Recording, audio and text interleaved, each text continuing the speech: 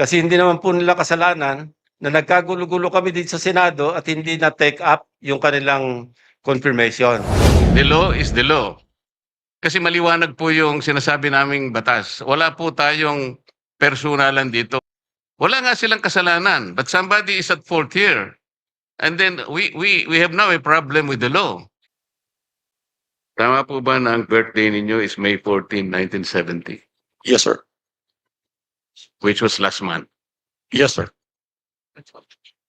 Meaning to say you already reached the age of 56 and you were bypassed upon seeing the adjournment of Congress on June 3.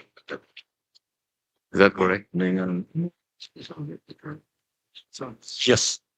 Yes, sir. As a matter of fact, this circumstance also applies to the rest of your colleagues, namely Vice Admiral Alan M. Javier, whose birthday is May 16, 1970. Major General Isagani Criste, birth date is April 21, 1970.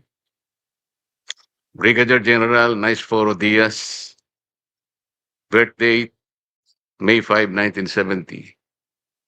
And Brigadier General Rose Mawate Remo, April 24, 1970.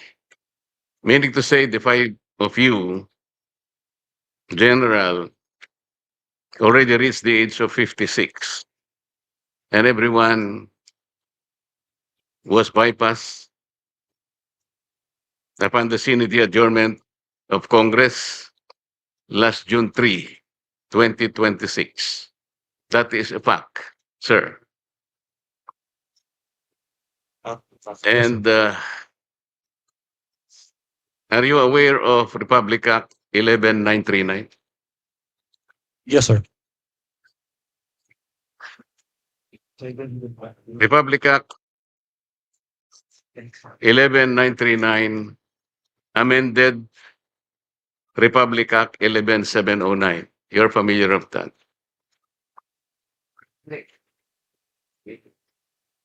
Do you know why I am citing this particular law, General? Yes, sir. Why? We are less than 1 year, sir. Yes, you are correct. Section 2 of Republic Act 11709, which is now Section 1 of 11939, last paragraph, says that to be eligible for appointment or promotion to the grade of Brigadier General or Commodore O-07 or higher, except for positions under sections 2A and 2B, the officer must have at least 1 year remaining of active service before compulsory retirement. And would you say that you lack at least 1 year remaining of active service before your compulsory retirement?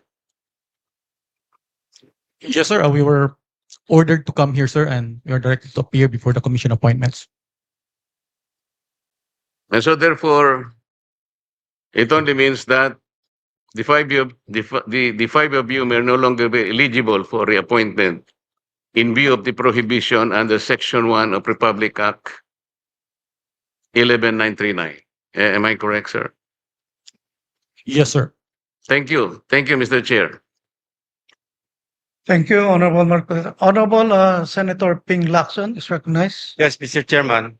Just for clarity, I believe and I was told by the Secretary of the Commission on Appointments that the ad interim appointments of this fine gentleman and lady is a mere resubmission of their previous ad interim appointments given before the resumption, the May 25, 2026 resumption of the first regular session. And since this is a special session, it is a continuation of the first regular session. Therefore, hindi pa po sila pasok do sa 1 year ban. Kasi hindi naman po nila kasalanan na nagkagulo-gulo kami din sa Senado at hindi na take up yung kanilang confirmation. So with that manifestation, Mr. Chairman, I move that we recommend to the plenary the confirmation of the aforestated or aforementioned gentleman and lady in plenary. I so move, Mr. Chairman. There's, yes, Honorable Rizon Taveros. Second the motion, Mr. Chair. Any objection to the motion duly seconded? Mr. Chair, Yes, Honorable Albano is recognized. Mr. Chair, Your Honors, on the part of the minority, we place on record our full support for the confirmation of the 5 generals and flag officers of the Armed Forces of the Philippines, whose appointments are now under consideration. These officers have rendered long and distinguished service to the nation. As such, the minority supports the favorable confirmation of their appointments and commends their dedication and sacrifices in their service to the Filipino people. Mr. Chair, as the acting minority floor leader on behalf of the minority and the Filipino people, we interpose no objection to their confirmation. Thank you, Mr. Chair. Thank you, Honorable Albano. Honorable Bongo is recognized.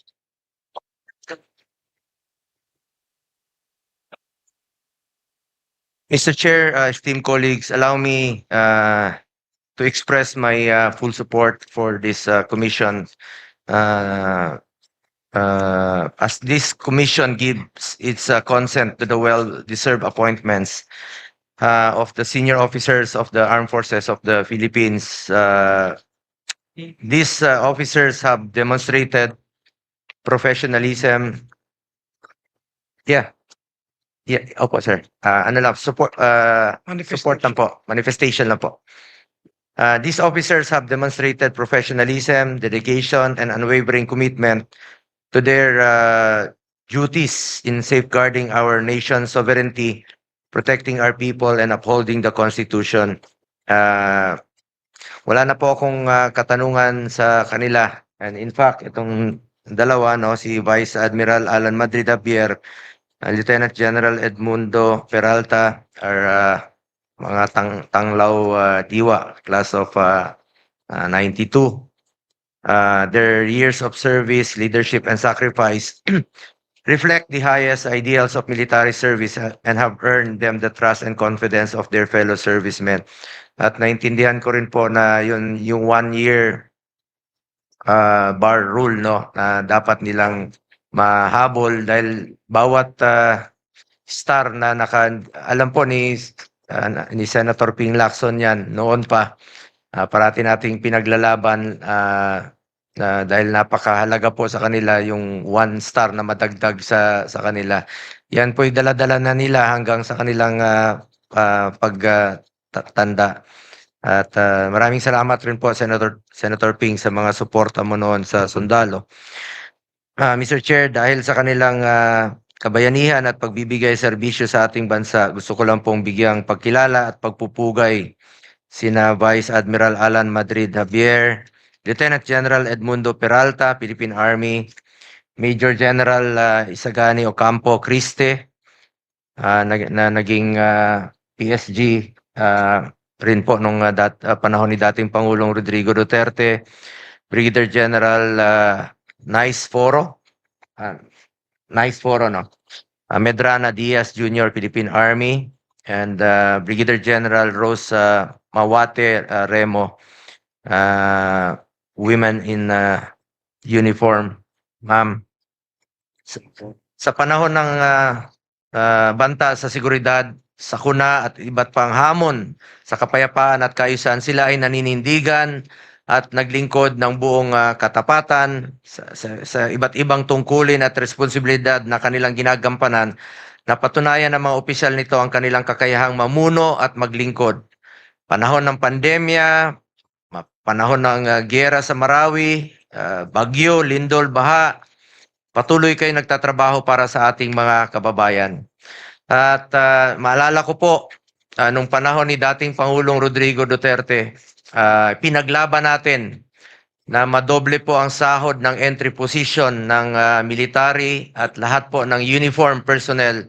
Dahil po yan sa inyong sakripisyo para sa bayan at hindi po natin mararating itong kinaroroonan natin kung hindi po dahil sa inyo.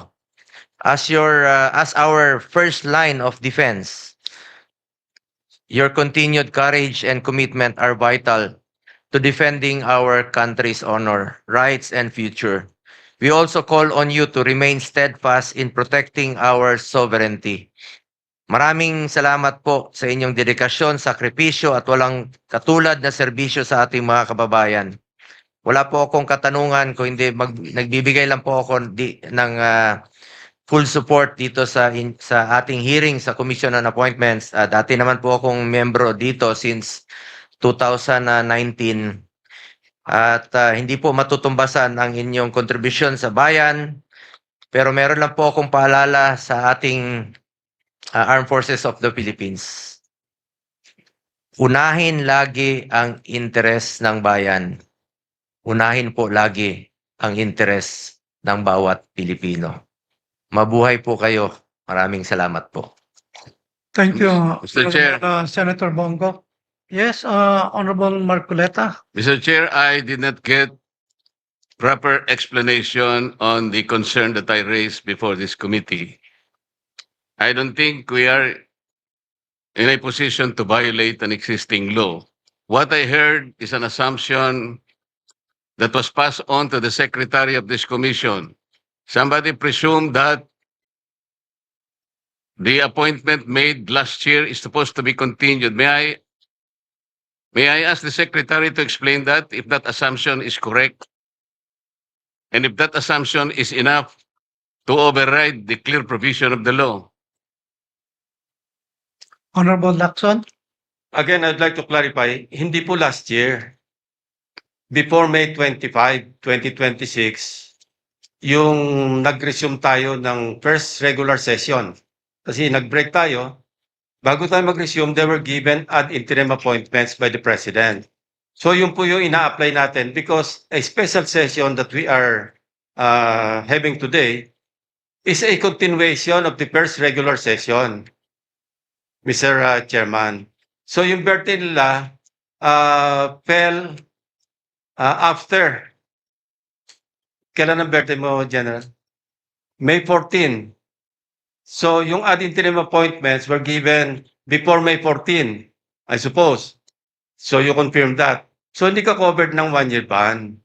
That's the clarification that I manifested earlier, Mr. Chairman.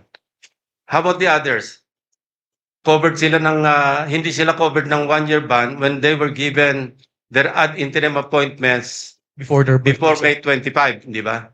Kasi kung after May 25, resumption, nomination, at saka hindi na kayo mag-apply. But since you were given your ad interim appointments, since Congress was in recess at that time, having resumed on May 25, hindi po kayo mako-cover ng 1-year ban. That's my point.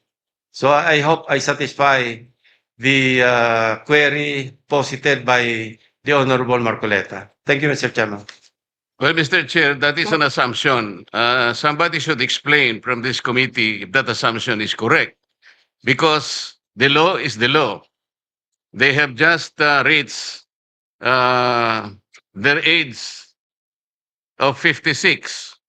And they were bypassed. That is a fact. We cannot change that fact, Mr. Chair. That is the only point that I'm trying to raise here. Kasi maliwanag po yung sinasabi naming batas. Wala po tayong personalan dito. I hope that these 5 officers, gusto ko rin naman sila na mailagay natin sa tamang ayos ng kanilang confirmation. But there is a hurdle here. Yun lang ang problema rito, Mr. Chair. Kasi maliwanag po yung sinasabi ng batas. Lumilitaw, after their compulsory retirement, less than 1 year na eh. As a matter of fact, they were unable to submit the documents for confirmation only, siguro, hindi ko po alam, but only the secretary can testify when exactly were they able to complete the documents for confirmation. Ang may kasalanan po talaga, yung June 3 kasi, nag-adjourn, pagkatapos, sana man lang, before adjournment, sinabi natin, nag-schedule tayo, na i-confirm natin sila. Wala nga silang kasalanan, but somebody is at fault here. And then we have now a problem with the law. We can just simply say na we assume that they are not covered by 1-year ban. No. The law is very clear, Mr. Chair. Salamat po. Chair would,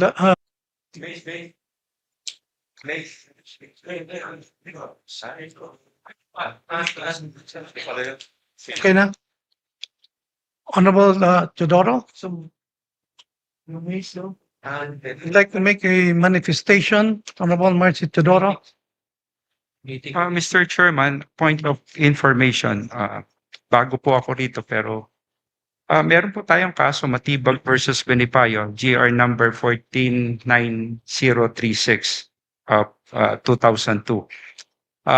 This has something to do and defining what is a bypass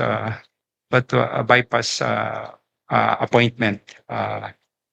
As pointed out earlier by Senator Lacson, that this is basically a continuation of the previous session. Hence, the appointment was not technically bypass as defined under the said doctrine under Matibag versus Benipayo. Point of information, Mr. Presiding, Mr. Chairman, this may help or guide the committee in its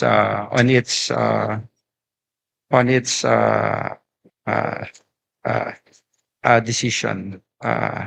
As defined, a bypass appointment occurs only when upon the close of the session of Congress. It's true that the Congress was immediately adjourned, but a special session was called upon, so it's being considered a continuation this proceeding. So if June 17 of this year is considered a continuation of the same congressional session, and this is not a new session, that event triggers the bypass, but not yet occurred. Therefore, the appointment remain pending and subject to the CA action. This is my humble observation and opinion on the matter, Mr. Chair, that the appointments remain pending and subject to CA action. Thank you, Honorable Teodoro. Yes, Honorable Marcoleta. Mr. Chair, I think we should clearly clarify that this plenary session is not a continuation of the last session.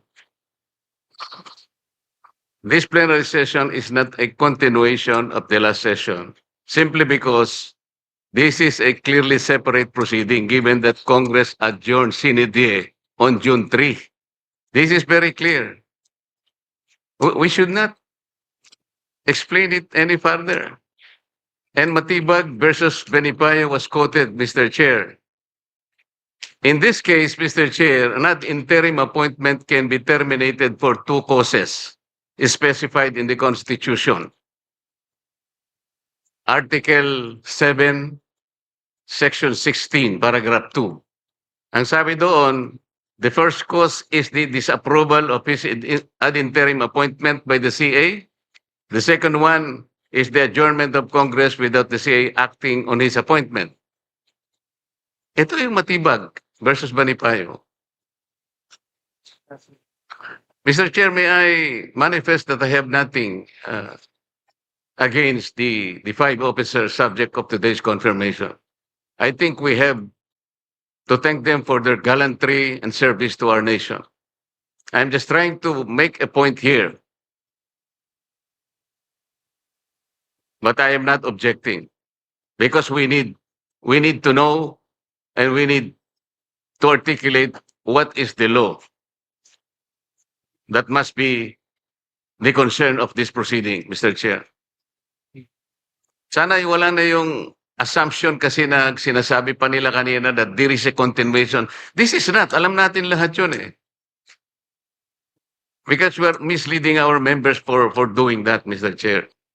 Ang importante na lang dito, kung wala namang mag-object sa kanila, I'm just pointing it for the record that there is a law that must be respected in connection with this, Mr. Chair.